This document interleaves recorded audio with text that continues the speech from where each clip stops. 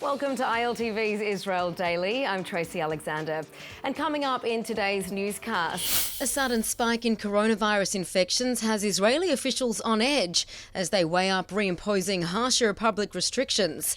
An investigation underway in Jerusalem after the shooting death of an Israeli Arab man. And winemaking undergoes an ecological facelift at the Israeli Tabor vineyards.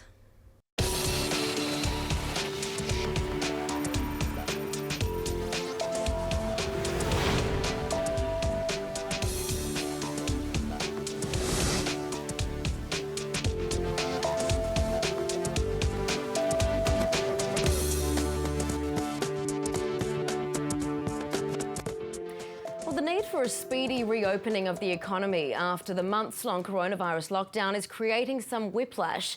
The Israeli government swaying back and forth as it looks to balance the dire toll the virus is having on the economy and mental health of its citizens, and the very real threat it poses to human lives. The Israeli Prime Minister addressing the public overnight with a startling graph showing a resurgence of infections, saying it's too soon to relax completely. Marav Severe kicks off our coverage. Have a blast. Short-lived wishes from Israel's prime minister as restaurants and bars opened to the public last week. Now, Benjamin Netanyahu's message swiftly changing overnight after a spike in coronavirus cases over the last 72 hours. ראיתי ישראלים משתזפים בצפיפות בחוף הים, רוקדים צמודים זה לזה, ללא מסכות, ושמעתי אותם צועלים. הם אמרו, נגמר הקורונה מאחורינו. לצערי, זה לא נכון. The education system is the center of the current battle after classes resumed over the past 2 weeks. Already 137 students and staff testing positive for the virus over the last 3 days. The epicenter in Jerusalem, where more than 100 people contracted the virus after an outbreak at the Gymnasia school in Rehavia. כל עוד לא נמצא חיסון לנגיף, הוא יחזור ויתפשט אם לא נקפיד על כללי הזהירות. Keep 2 meters distance from those around you, wear a mask, and wash your hands. These are the 3 golden rules authorities are once again hollering. During Saturday night's press conference, the newly appointed Education Minister Yoav Gallant outlined plans to address the issue. יבוצע תדרוך במסגרת אחד השיעורים לכל התלמידים בנושא הספציפי הזה על מנת להעצים את המסר. The government isn't planning on going backwards into another lockdown for now. Instead, businesses are being encouraged to bring employees back from unpaid leave, with the stimulus package announced overnight. אלה האחיות והאחים שלנו. אנחנו מחויבים לאנשים האלה לא להפוך אותם למובטלים כרוניים. אנחנו רוצים להחזיר אותם לעבודה. ואם הם יחזרו, אז כל המשק, תוך כדי הקפדה על הכללים, יחזור גם כן לצמיחה. While Israelis seem to be celebrating victory over the virus, the reopening of testing centers around the country might signal a shift in attitudes. Plus, the Prime Minister saying enforcement authorities will be prompted once again to give out fines for those not keeping the rules. אבל בימים האחרונים, עם הזלזול בשמירה על הכללים, אנחנו שוב מתקרבים אליה, וזה חייב להיפסק. The death toll currently stands at 284. Now, Israeli media is reporting that some parents from the Gymnasia school in Jerusalem are angry at the conduct of both students and the school's administration.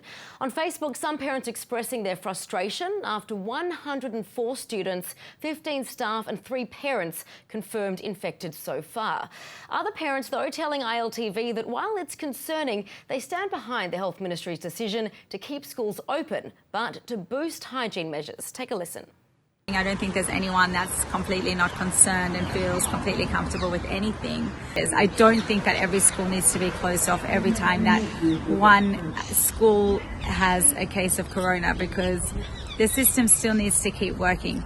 As a teacher, again, I think that we need to just keep reminding each other and keeping very strict about hygiene, wiping down the desk, making sure that we wear our masks when we're in the school grounds, coming in and out of school, in the classroom. And this is the most important thing. As we need to understand that the coronavirus is here to stay and we're going to live with it. The right way to deal with it is to isolate infected places and drilling to our kids the importance of using masks, keeping distance one from each other, and increasing personal hygiene. Now, thousands of Israeli high school graduates postponed their compulsory military enlistment by a year to instead take part in what could be classed as a gap year program called Mechina. Now, participants take part in various volunteering programs across the country before taking their place in the IDF. But due to the coronavirus, they too have seen the wide-reaching impact of the pandemic. And this year, they've had a very different experience. Now, one such person is Tamar Harel Santos, who joins me with more. Tamar, great to have you with us. Tell us a bit about this program called Mechina and why so many Israelis choose to do it. Well, Mechina basically means a pre-army preparatory program, which means that it prepares us for the army. So what we do is it basically gives us a chance to volunteer, to learn history, Judaism, politics, things that we couldn't learn before in high school. And it gives us a year of freedom to learn more about ourselves, to mature before we go into the army. Right. And you talk about a year of freedom, but let's talk about how the coronavirus has impacted your experience, because I understand you've really been moved around the country quite a lot. Talk us through that.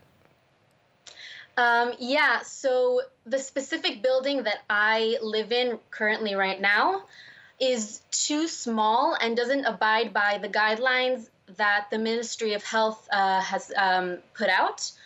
So we have been moved around all over the country in different kibbutzim because we can't live in such small quarters. And of course, the next stage is enrolling in the army. So how has the coronavirus impacted that? So because everything has been postponed and put on hold, I have no idea when I'm going to enlist into the army. I don't know what date. I should have gotten my job already. I should have already known where I'm going to be in the army, but I have no idea. I'm getting no answers back from the army. Everything has been put to a full stop. So right. I'm just waiting, and so many other young Israelis like me are going through the same thing. And just let's also look back a little bit. Talk us through just perhaps just very briefly, what kind of experiences were you really looking to participate in that, of course, didn't happen due to the pandemic? Well, so the great thing about Mechina is that you're with friends and you volunteer with different kinds of communities, and you go and you learn about the country. So a lot of those things I actually did do. But the thing that I most miss about actually being physically there are the kids that I used to volunteer with, my friends that I used to live with. We would go on 3-day seminars to different places around the country, and one of the seminars was a seminar to Jerusalem, which we missed, and I was really bummed out about that. So we did a lot, but on the other hand, we also missed a lot. Right. And well, it really shows, Tamar, just how far-reaching the impact has been of this pandemic, but we wish you well and hope that the next stage moving into the IDF can be a little bit smoother for you. Thank you for that insight. Thank you. Right, well, protests in Jerusalem and Tel Aviv overnight over the killing of a reportedly disabled Arab-Israeli man by Israeli border police over the weekend. Activists are calling for justice over the incident, which took place at a violent flashpoint at an East Jerusalem Old City gate. The circumstances which led to the death is being investigated, as Aaron Poros reports. A heartbroken mother collapsing in the streets of Jerusalem's Old City, carried away after her son was fatally shot by Israeli police. 32-year-old Iyad Halak is said to have had a mental disability like autism. His mother was told that border police thought he was armed, and after Halak failed to follow their orders to stop the Lion's Gate to the Old City, police began chasing the man on foot before shooting. Halak's father telling media he was on his way to a special needs school where he studied and may have been holding his cell phone, which police mistook as a weapon. A Border Patrol officer is now under house arrest as the case is being investigated. Security is being beefed up at the Temple Mount as the holy site reopens to worshippers today after the coronavirus lockdown. Jerusalem police are worried about potential unrest in response to the killing of Halak, and Palestinian factions are calling the incident a war crime, with Gaza's ruling body Hamas warning of an intifada. The incident comes after a string of terror-related incidents, the latest on Friday, Israeli soldiers thwarting a car ramming attack in the West Bank, shooting the suspect. And for more, international spokesperson for the Israeli police, Mickey Rosenfeld, joins me now. Mickey, a difficult story, of course, for you to be called to the media to report on. We have heard from Hebrew media that there were at least 7 shots fired towards Halak. We know an investigation is looking to determine at what point these shots were fired, whether they were during a foot chase or after Halak took shelter in the garbage room. What can you tell us?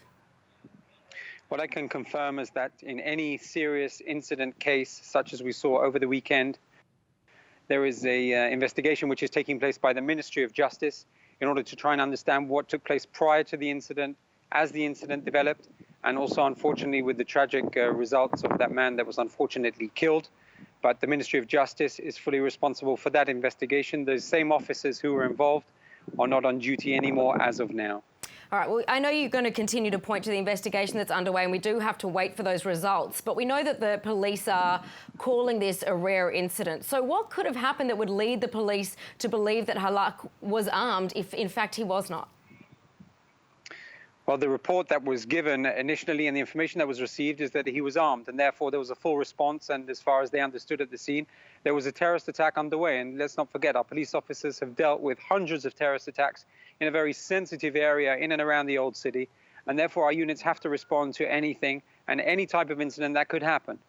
Right, and politicians, we've seen at least some, are denouncing the incident. We heard opposition leader Yair Lapid saying that Halak's death is heartbreaking. We know he himself has an autistic daughter. What do you say to that? What do you say to the fact that politicians are in fact weighing in? I think at this moment in time, we have to be sensitive and understand and wait patiently for the final results of that incident that took place. Of course, the final result is tragic, and it shouldn't have happened like that. When there are terrorist attacks, our response is absolutely rapid, and our units only open fire when they're in a life-threatening situation. So we're going to have to wait patiently and, of course, wait for the results. All right, Mickey Rosenfeld, thank you for that insight. Well, the head of Israel's clandestine intelligence agency, the Mossad, has been busy. After using his connections with world leaders to secure critical life-saving equipment to stave off COVID-19, now it's reported Yossi Cohen has been making the rounds in a bid to get Arab countries on board with the United States peace plan. Arabic daily Al Arabi reporting Cohen secretly met with high-ranking Egyptian security officials in Cairo. Among the topics discussed, the newspaper reports Israel's plans to annex parts of the West Bank or Judea and Samaria. The Palestinian Authority, for its part, is now growing increasingly more frustrated, as Aaron Porras reports. It's not just Israeli leaders that have drawn the ire of Palestinian Authority officials. Now Arab world leaders are also under fire, with the topic of annexations the fuel for the flames. The PA is now frustrated with nations like Egypt, Jordan, and Saudi Arabia because they're seemingly more concerned with their relationship with the US and thwarting Iran's influence than they are about Israeli plans for annexing parts of the West Bank or Judea and Samaria. Saudi Arabian authorities, for one, are telling Israeli media that they support Palestinian rights, but that they missed their chance to advance their interests under the more sympathetic Obama administration. Jordanian government officials saying that they'll not risk losing their religious authority over Muslim holy sites in Jerusalem because of the PA's refusal to negotiate too. Jordan's King Abdullah II would reportedly also prefer Israeli soldiers over Palestinian or Arab rebel forces patrolling the border between their two countries. The support for the Palestinian cause coming from Europe, though. Austria is the latest EU member to warn Israel against unilateral annexations of the West Bank or Judea and Samaria, saying it would violate international law. Regardless, there is 1 month left to go before the scheduled vote for approvals July 1st, and leading Israeli Prime Minister Benjamin Netanyahu is moving forward. The plan includes extending sovereignty to some 130 Israeli settlements and outposts, while excluding residential pockets of some 50 to 65,000 Palestinians. PA President Abbas is threatening to end all cooperations with Israel and the United States over the move. But the pressure is up on the PA to come to the table and actually discuss the United States' new deal of the century. A moment of celebration in a dark story and long-fought battle. Australian sisters Ellie Sapper, Dassie Ehrlich and Nicole Meyer are welcoming an Israeli court decision, finding their former headmistress Malka Leifer fit for trial. The sisters were allegedly molested by Leifer some 12 years ago while they were at school. Leifer then fled to Israel when she was accused of abusing at least 8 girls between 2001 and 2008. Now, for the past 6 years, Leifer has been fighting extradition to Australia on 74 counts of child sex offences after 67 hearings in which Leifer's lawyers insisted she was mentally ill. Now, a panel of doctors ruling Leifer has been faking it and is fit to stand trial. The 3 sisters who attended the Adas Israel Girls' School in Melbourne say they are now one step closer to justice. Now, Nicole Meyer was allegedly the first to be abused at 17 years old, and she joins me now from Australia. Nicole, great to have you with us. A long-fought battle. How are you feeling now with this news? It is a huge sense of relief, so much so that 2 days after, I couldn't understand what was different in my life. And I realized the biggest weight was off my shoulders, that weight that has been weighing me down for so long, so heavy. I did not even realize how heavy it was until finally we heard the news she's mentally able to stand trial. It has taken so many hearings to hear that sentence for us. So many hearings, over 60, which is almost outrageous, you would think. And we, of course, know that you, in fact, came to Israel. You've been really behind this push to get her extradited back to Australia. How has it been for you, though, over the past 6 years as Leifer's lawyers have played the mentally ill card? I cannot explain to you how difficult it was to sit in the court and hear them talk about how mentally unwell Malka Leifer was. Every victim of hers lives with the effects of the abuse and the trauma every single day. And the longer the time took for her to come back, and she still isn't back, we are being re-traumatized and going through those effects. It's part of our daily life. We cannot get a break from it, ever. And of course, we know this happened inside a Jewish school in Melbourne. You were young girls. You apparently the first to succumb to that abuse. How did this alleged abuse come to be?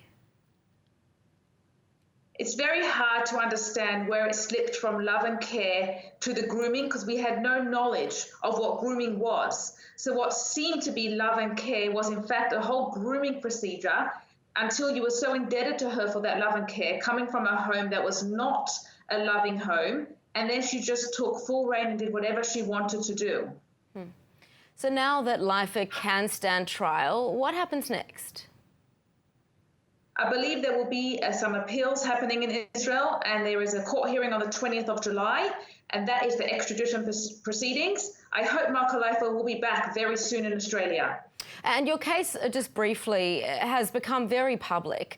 What do you hope others can learn through the sharing of your story? Even recently, yesterday, a young woman, Christian woman, emailed my sister and told her because of our story, she has gone to the police and made a statement. And she is married now, and it happened to her when she was in school by her principal as well. So that story is what gives us the impetus to continue even when it's difficult. We hope all victims take courage and inspiration and not allow abusers to continue reigning the streets and their lives, and try and get closure and justice as well. Oh, Nicole, thank you so much for joining us and sharing your very personal story. It's appreciated. Thank you. All right, well, in greener news, Israel has a long history with cannabis, including the discovery of both THC and the now famous endocannabinoid system. But newly published research is proving that the Holy Land's connection with weed goes much further back. And Aaron Porras has those details. It seems ancient Israelites were a lot more elevated towards God than previously thought, as Israeli researchers discover a mixture of cannabis and animal dung on a biblical-era altar.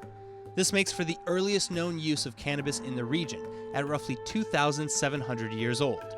2 altars excavated in the 1960s had previously been unearthed at the Holy Temple of Tel Aviv, with dark organic residues stuck within hollows on their tops.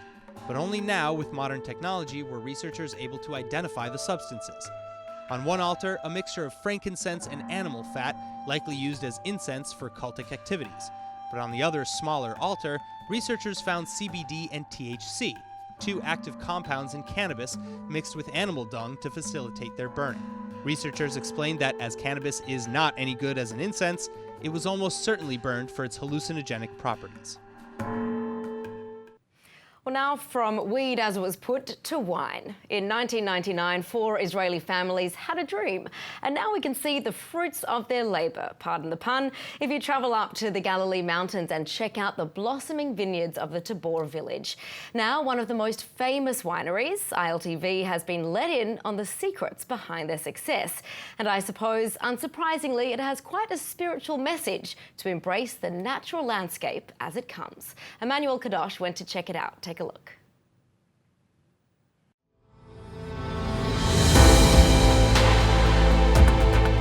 Wine has been produced in Israel since biblical times, and as of recently, over 10 million bottles have been produced every year.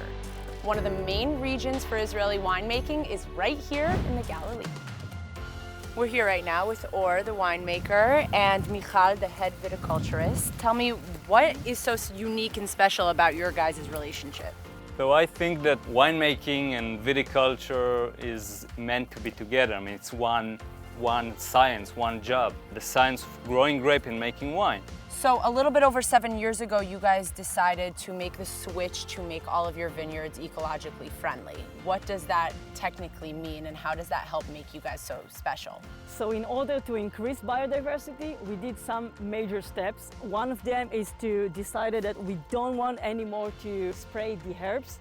We wanted to bring the animals back to the vineyard. So we started with building nesting box to all over our vineyards in Israel. We built some rocks islands for the lizards and snakes, just to hide from the sun, to protect their food from big animals.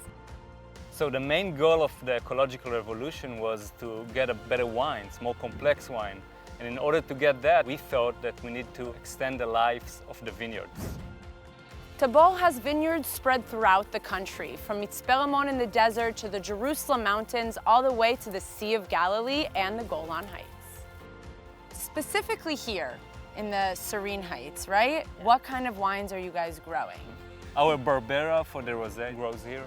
Our Sauvignon Blanc, which is one of the best in Israel. We have a little Merlot and Syrah also.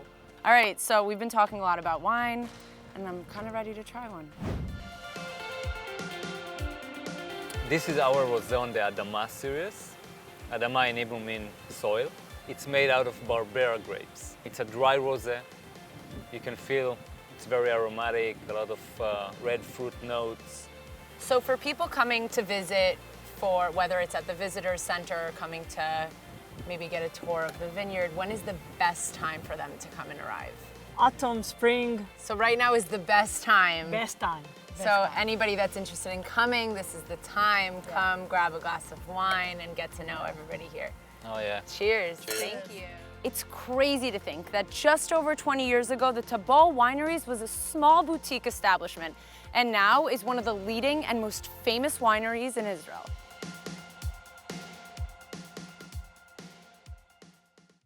Unbelievable. And for more information and a deeper insight into the Tabor Winery, you can find an extended version of that story on our Facebook and YouTube channels.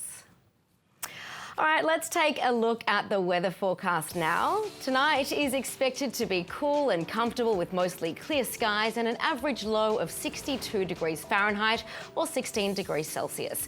Then tomorrow should be partly cloudy, but with a slight rise in temperatures to a high of 79 degrees Fahrenheit or 27 degrees Celsius.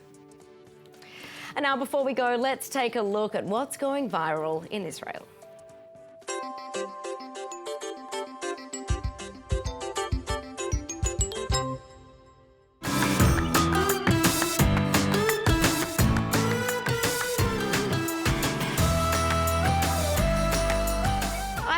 Idea what's going on here, but it absolutely is very cute to see how they would have measured to get that dog's face perfectly in that watermelon skin. Anything with a dog is cute. All right, that's it for today's news. Today's exchange rate is 3.50 shekels to the American dollar. For more news from ILTV, please like ILTV on Facebook, follow us on Instagram, and subscribe to our YouTube and Roku TV pages.